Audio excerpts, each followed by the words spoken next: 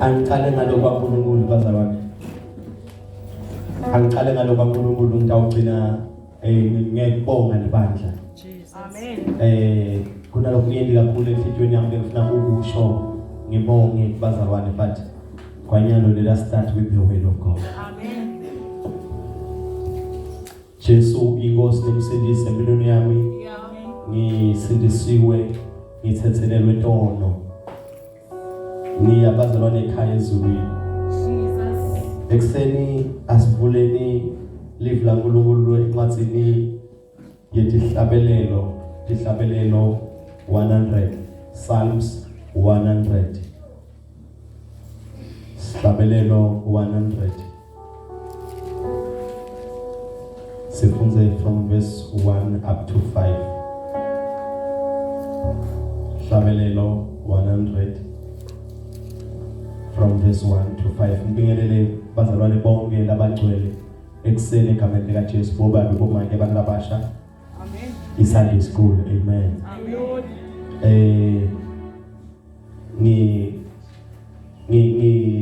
Ni andale this anointing bazalwane ngifuna ukukhuluma okuningi but moya ngwele ngifuna ngiqale ngizabata eqala.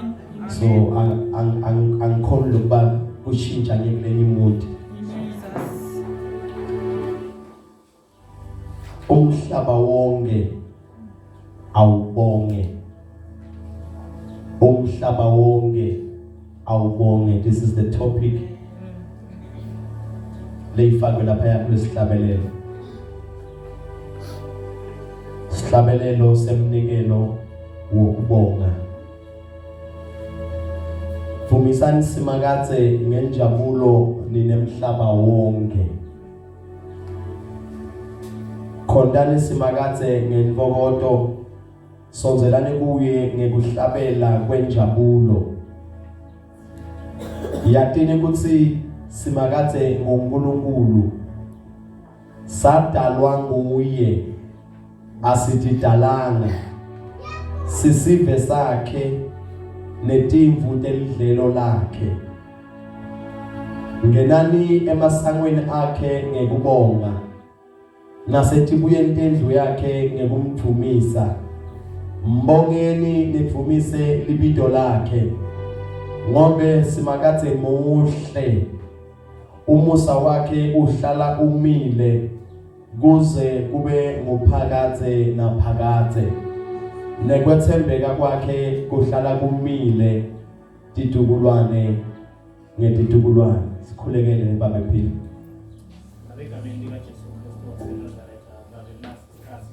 Jesus.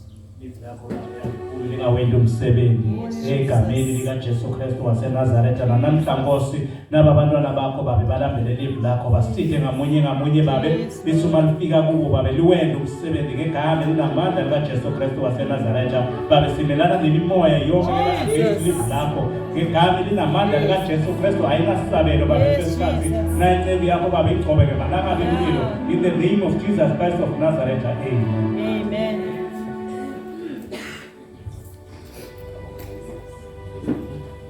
Ekseni bangcwele ngokusitwa uNkulunkulu as-understanding now umhlabeleli.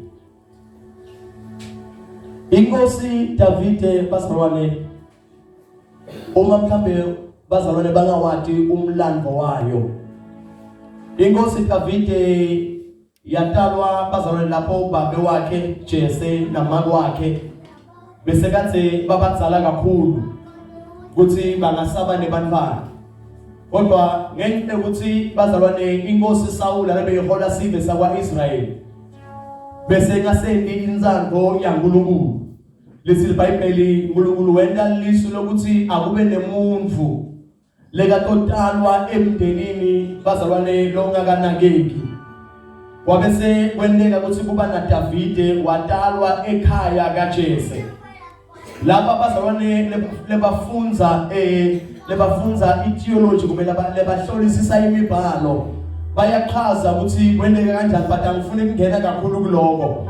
Lithi ke iBhayibheli bazalwane Davide wabese uyatalwa emndenini kaJese bakwakhe eJese mara bakwakhe alimfeti ukuthi ngibani and bazalwane njengoba babe besekatata ukuthi imdzala nemkakhe emdzala wangamthatha uDavide njengemntwana wasekhaya lakhe wamthatha ukuthi make umntshontshe Samuel ngoba yena athi bona ukuthi selikhehla nje sesemdzala wangamthatha uDavide njengemntwana walapha ekhaya then ke njengoba angamthanzi bekahlala njalo enhlitweni yakhe anesifiso sekuthi ufuna kubona Davide afile sekuthi ufuna kubona Davide ashabalele aphekile empilweni yakhe njalo bazalwane bekuthi ngalesi sikhathi tema Israel labadzala ekhaya kuba ngibo labaphuma netimvu netinkomo bayokwelusa ngoba sebadzala batokhona ukuthi balwe bazalwane netimbisi balwe nangongongo lokungafuna kutodla letimvu kodwa ngenxa yokuthi babe waDavide ufuna ukuthi Davide afe liqhebo labakwakhe ukuthi ufuna ukuthi afe wayekela labadzala wangabayisi ekweluseni wakhipha Davide angumfanyana lomncane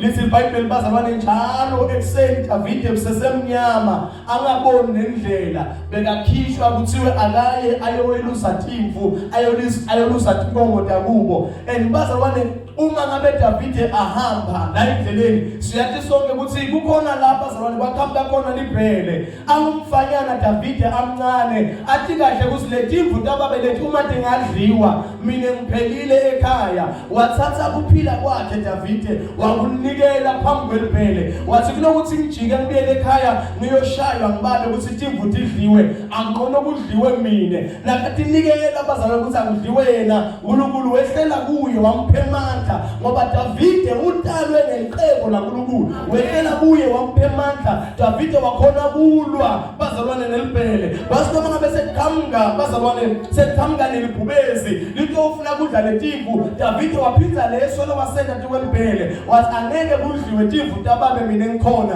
ngoba baba uyongishaya wathi nikela bazalwane uNkulunkulu wamphe amandla wakhona ukubulala libhubezi then Davide wabe sekuyabona ukuthi akusimandla akhe lawa lahamba ngawo akusihlakanipha kwakhe leli lahamba ngako wabe seDavide lakahleli uma ngabe tinkomo bazalwane tidla kumbe timvu tidla awabe sekuyaqabanga Davide wathi yini lengisita kangaka wabhala lohubo Davide wathi ngiphakamisela emehlo ami etinzabeni wathi usito lwami livelaphi ukhuluma ngaluphi usito bazalwane ukhuluma ngalolusito lekalithole lakabhekana nelibhele ukhuluma ngalolusito lekalithole lakabhekana nelibhubezi wathi usito lwami luvelaphi wathi luvela kuJehova owadala izulu nomhlaba wathi Davide ukuthi kuna Jehova lekamvikelako ngoba akabonanga lomnye umuntu amvikela tuwelibhele akabonanga lomnye umuntu amvikela tuwelibhubezi but waqonza ukuthi kuna Jehova lomvikelile waqhubeka wabhala Davide wasinoma ngabe ngihamba ngingena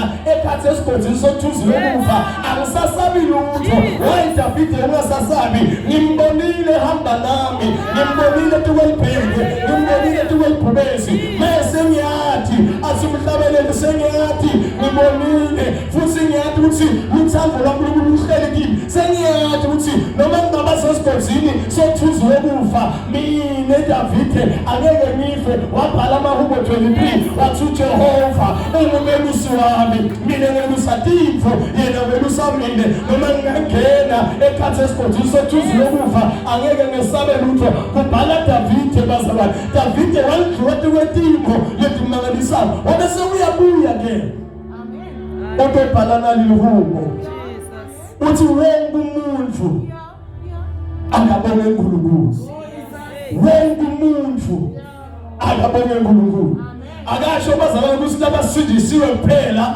ababona uNkulunkulu kodwa uthi wonke umuntu uthi umhlaba wonke awudumise awubone simakathe bese kunetimbo bazalwane lekadibekako number 1 uthi ngoba uNkulunkulu wethu thine asikadidali sadalwa uJehova bazalwane ngekwesayensi ngekwebiology kumele kube nababena make kuze kube nemntwana but bazalwane babena make uma uNkulunkulu angekho angeke azabe khona umntwana bazalwane ngishilo nyamala ngathi uma ngabe umuntu afuna ukubhaka emakukisi uyayithenga iflower kuthenga bonke lekuthengako akuhlanganise bazalwane kodwa umuntu leka decide ukuthi likukisi kumele libe kanani ngololo bambe iflower ngolotandla takhe tibamba iflower so thina bazalwane uthi Jeremiah silibumba etandleni tasimakathe uthi Hezekiah silibumba etandleni sasimakathe so mina nawe bazalwane kunedeka kube nababe namake but lobe kabumba lobe ka decide ukuthi utoba sidudla ngakanani utoba mfisha ngakanani utoba muthe ngakanani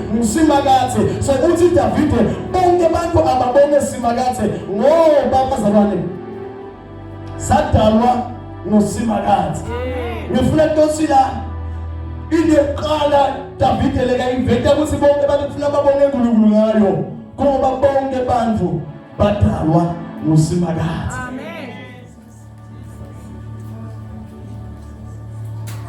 Lelikele malanga uyabuta David uthi uyini umuntu kuthi ungasonakekeli kangaka kunebantu bazalwane lebangamadi umuntu kunebantu lebanganenzaba nemuntu umuntu wabana something lelomuye anganayo sewutibona ngathi usena ungqono kudlula labanye but namhle kuseni isithetho ubonga uNkulunkulu uthi uNkulunkulu ungilona loyo umuntu akambonge noma ngabe umChina noma ngabe umShanghai noma ngabe umSwati noma ngabe uyini bonga simakathe sikhona abagcwele. Amen. Usinakaqhubeka kubo verse 5 athi ngoba bazalwane uNkulunkulu muhle and umusa wakhe usanele. Ngifuna ukukhuluma ngale zinto letimbili bazalwane ngaphambi kokuba siyothandaza. This message namhla sithi tobonga simakathe. Amen.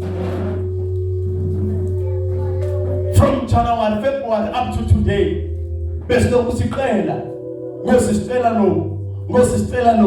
ngosisicela no but namhle kuseni asikhetela kantoqela side kutobonga uthi ngoba number 2 uthi ngoba umusa wakhe usanele. Umusa bazalwane uhlukene kabili lethi ngoba noma umusho lamanye akhona ukuchaza kahle tiwe siswati asisihamba mhlambe kumbe ngimi ngoba ngisathi kahle ngilahlekelwe amagama but ke bazalwane umusa nge-English sine mercy sesine grace angathi ngeSwati kusinto kube kanjani nge-English sine mercy sine grace bazalwane imercy ngile ukuthi uma mhlambe umntwana ekhaya uthuke waganga wafahla ihlazi sikhona abagcwele wathuka waganga wafahla ihlazi lo mntwana wena njani wonile then ke you deserve ukuthi umene njani umphanishe but uma wena utakuye ukuthi ngitakumphanisha bese umntwana aguge phasi ngemadolo athi mama shemu ngiyaxolisa ngicela ungiqolele lo mntwana is asking for mercy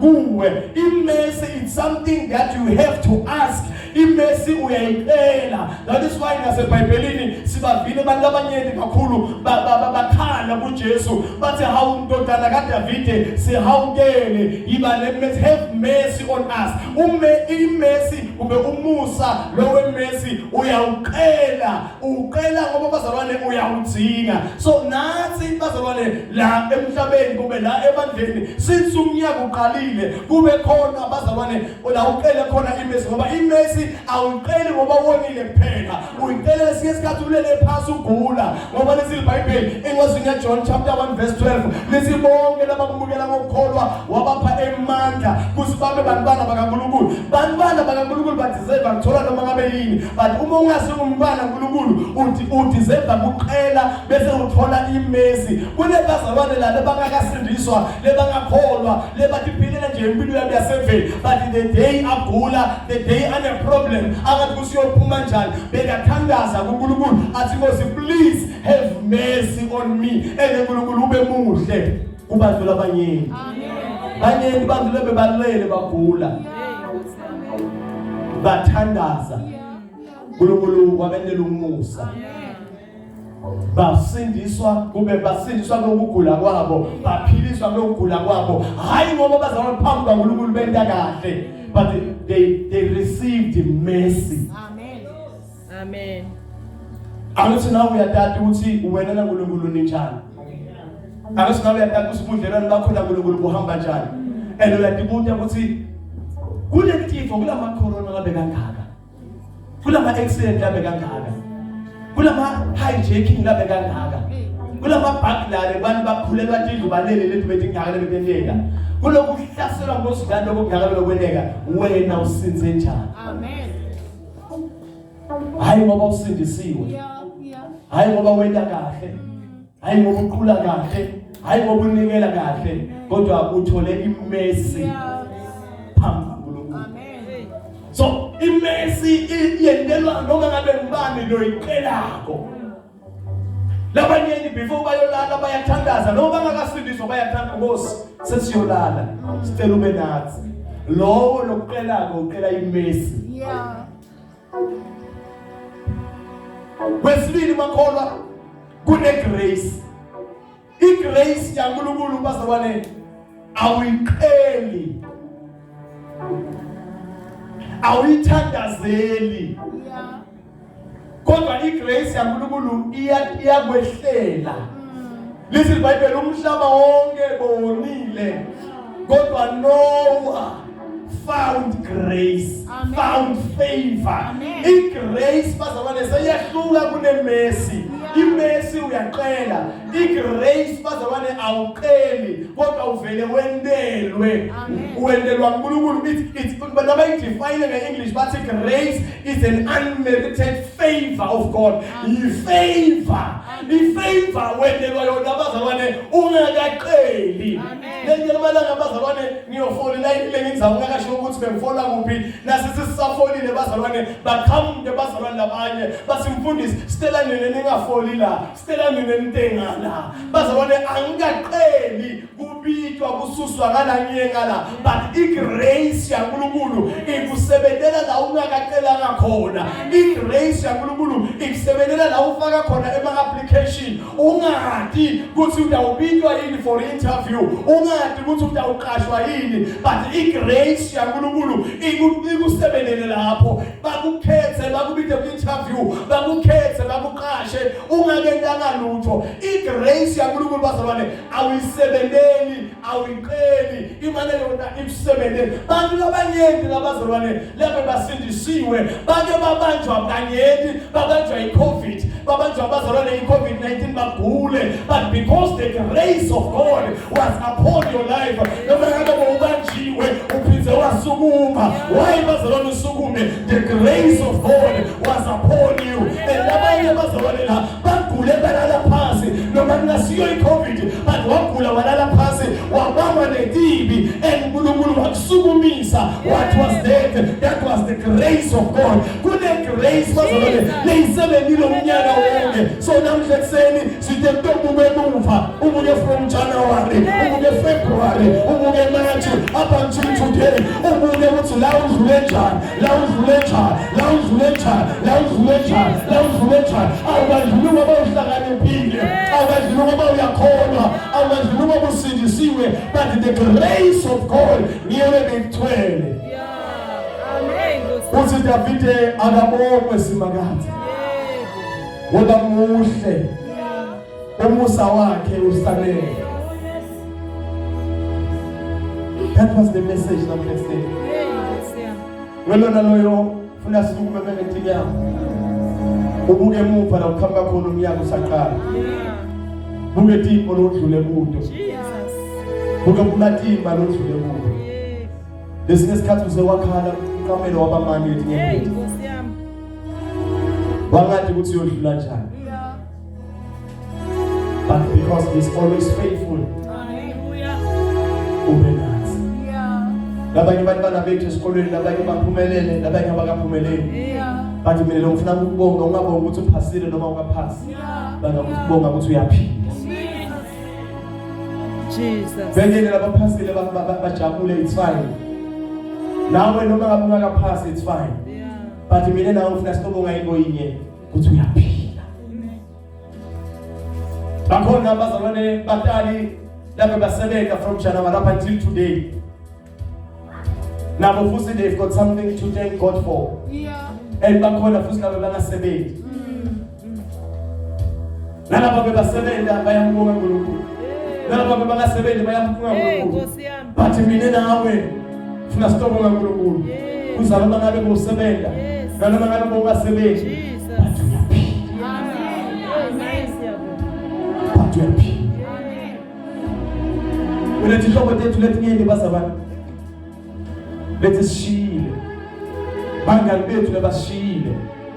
Hayi ngoba bebadeserve ukufa. That is why namhla ekseni ngithi uthi ngakumbonga ukuthi uyaphila. Again kubale ngakuphetha. But the bottom line asibongeni uNkulunkulu. Singakhona kusukuma sibengithi nyama. Sithi baba